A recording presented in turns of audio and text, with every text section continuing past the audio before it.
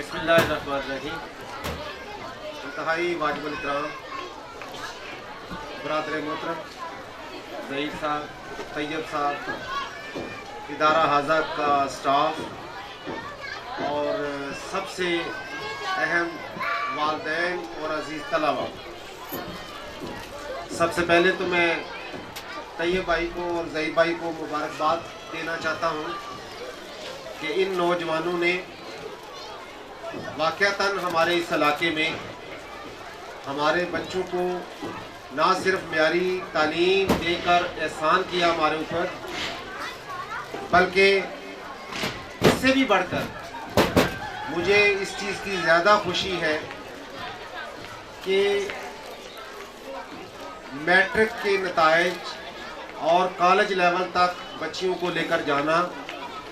ये इस इलाके की वो खिदमत है जो इस इलाके के जो बड़े बड़े चैंपियन हैं उन्होंने भी ये खिदमत नहीं की।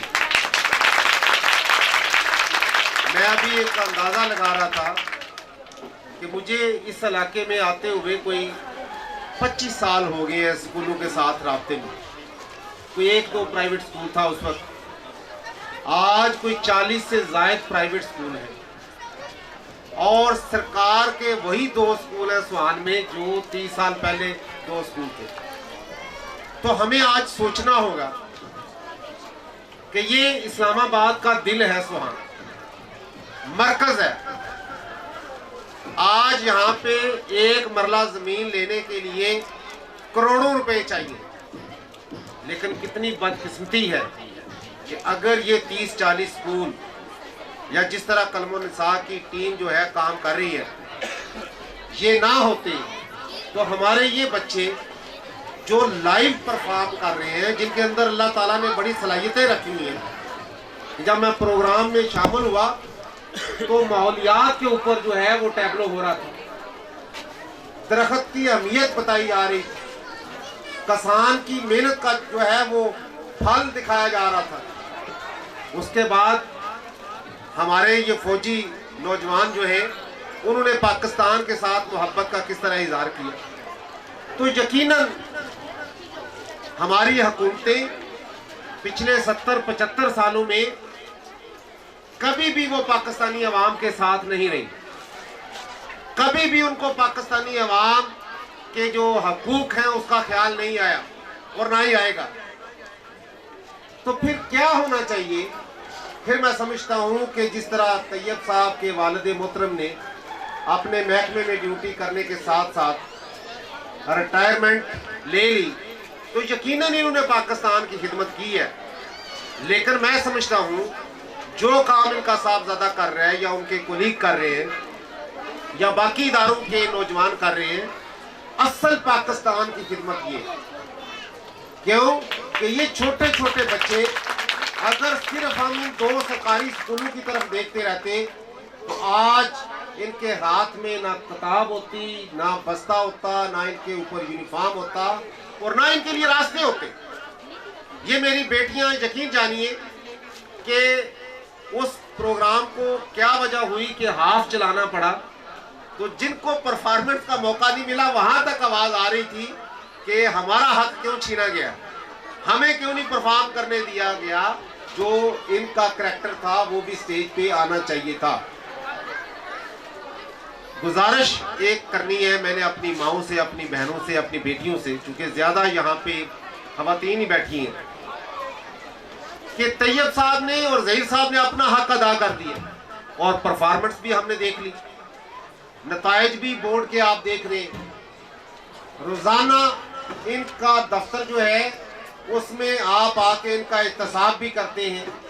कि जी आपकी कल टीचर जो है उसने ये काम क्यों नहीं दिया था बच्चों को। ये सारा कुछ होने के बावजूद बच्चा हमारे पास 4 से 5 घंटे रहता है, लेकिन वो जो 17-18 घंटे आपके पास होता है बच्चा, आपने क्या कभी इस अल्लाह ताला की नेमत को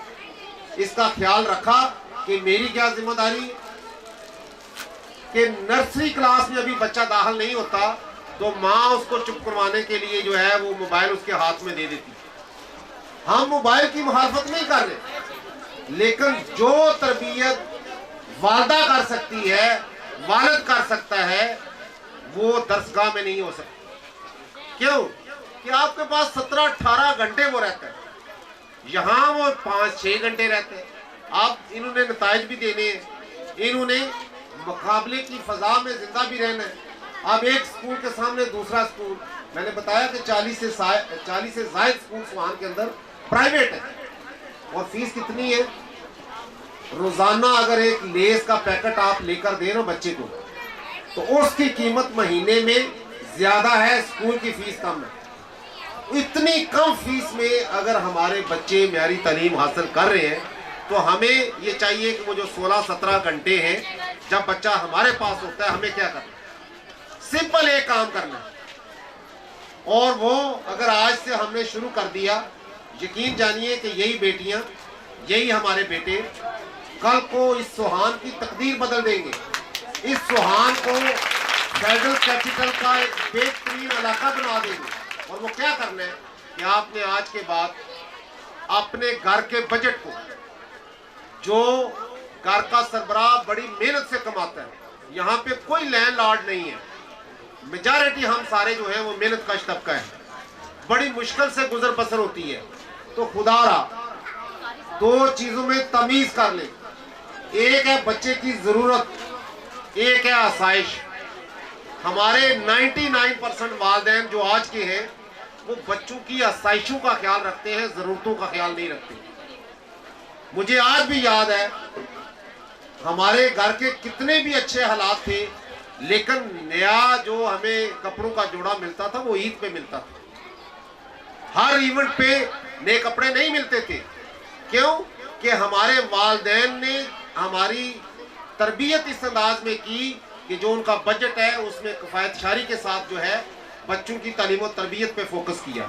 تو آج ہماری مائیں، ہماری بہنیں، ہماری بیٹیاں شادی بیاہ کے اوپر تو گھر کے سربراہ کو مقروض بنا دیتی ہیں، اتنے اخراجات کر دیتے ہیں کہ کئی سال تک وہ خرچہ اتارنا پڑتا ہے۔ تو جب تعلیم کی باری آتی ہے تو مجھے رجسٹر چیک کرنے کی ضرورت نہیں ہے طیب صاحب کا، کلم و نساء اسکول کا جو فی رجسٹر ہے وہ چیک کرنے کی ضرورت نہیں ہے۔ بہت سارے والدین فیس کے پیسے ہوتے ہوئے بھی یہ بہانہ بنا لیتے ہیں، وہ فوتگی ہو گئی تھی، اس مہینے شادی آ گئی ہے، اس مہینے فلاں ہو گیا۔ یہ چھوٹے چھوٹے ہمارے ایکسکیوز جو ہے نا، خدا را وہ آپ کو اندازہ نہیں ہے کہ بچے کی تعلیم و تربیت پہ کتنا اثر ڈالتے ہیں۔ جب 30 بچوں کی کلاس میں 2 بچیوں کو یہ کہا جائے کہ آج 10 تاریخ ہوگی آپ کی فیس نہیں آئی، تو آپ کو پتہ ہے وہ سارا سال جو محنت کرتا ہے نا وہ بچہ یا بیٹی،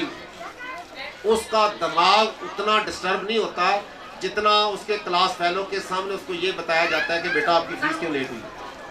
تو ایک تو یہ خیال رکھنا ہے کہ گھر کے کچن کو، گھر کی ذمہ داریوں کو، گھر کے بجٹ کو پرائرٹائز کرنا ہے، ترجیح لگانی ہے کہ ہماری پہلی ترجیح بچے کی تعلیم و تربیت ہے۔ غمی خوشی میں